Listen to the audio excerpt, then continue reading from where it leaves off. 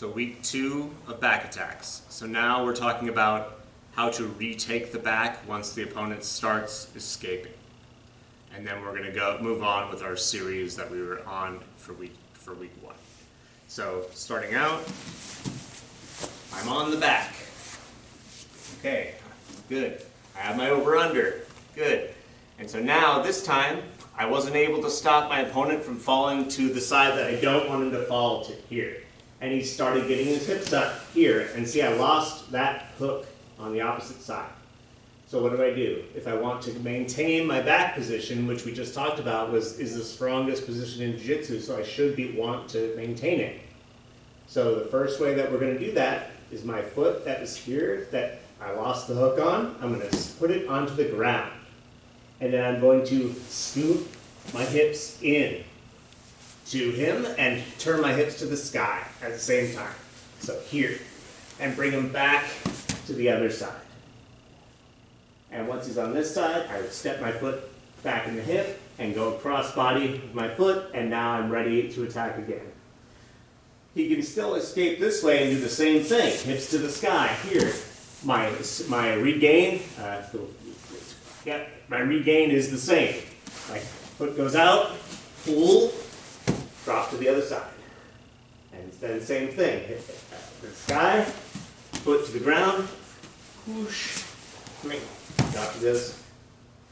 And so that's, just practice that, like regaining the back after they start escaping out. You'll be tempted to go to mount, which is sometimes a good thing to do from that position, but you should know how to maintain the back, because that's the, again, strongest finishing position in Jiu-Jitsu. You should be able to maintain it until you get your submission.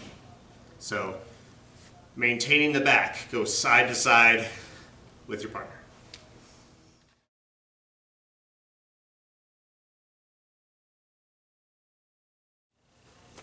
Okay, so now second back retake that we're going to do.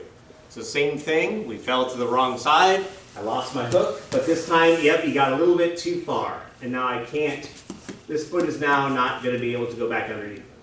So what do? I'm going to keep my hands together, I'm going to put this foot to the ground, and I'm going to drive him up into this side control position for a second. If I can grab his wrist with my hand and get a little Kimura grip, I will. And so now I'm driving up here. I'm going to lift him up, and then my foot is going to come in as I drop him back to the other side. And now we've retaken the back, and we're back on this side. And then the same thing will apply if he goes this way. It'll be a little bit more awkward though. This is the harder side. So same thing, foot to the ground, I'm pushing my chest forward here. And then lift him up, foot comes in, drop him back to the other side. And then same thing, hips out, this is the easy side, driving up, lift him, foot comes in, all back to the other side. So retaking the back, and then right away, just kick that foot across. So it's harder for him to get over my foot now if I was already across there.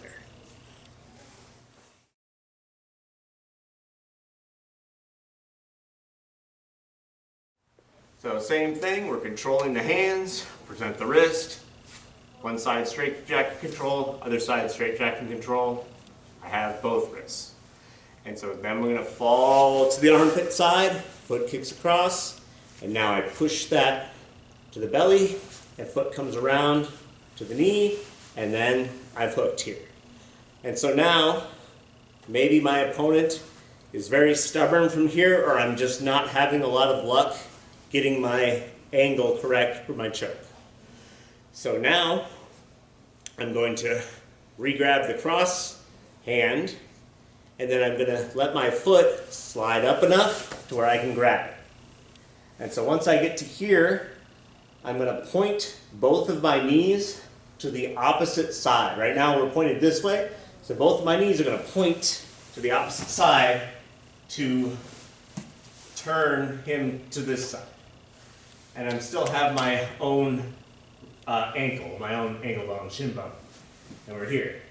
And so now if I was a little bit off, I would put my foot into the hip and scoot back a little bit here.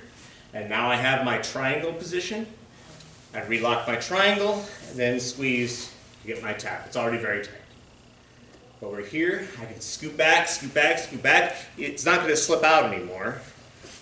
Relock and then squeeze to get my tap. Let's go through it one more time.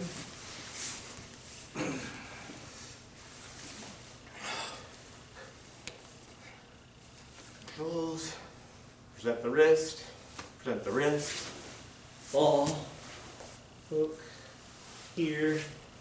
Things weren't working, so I switched back, reached my own ankle, and then point my knees to the ground. And then I can scoot back, relock, squeeze. And so alternate finishes, if I'm here, I can go for, my legs aren't locked right now just to save James, but they would be locked. So I could wrist lock here. I could be arm barring by straightening his arm and pushing it towards my hip. I can wrap it under my arm and arm bar. If he points and bending his elbow here, doesn't matter because he'll still be able to lean back and do like a shoulder lock here. All of those, so wrist lock, arm bar, or sometimes Kimura shoulder lock if I'm leaning back like this.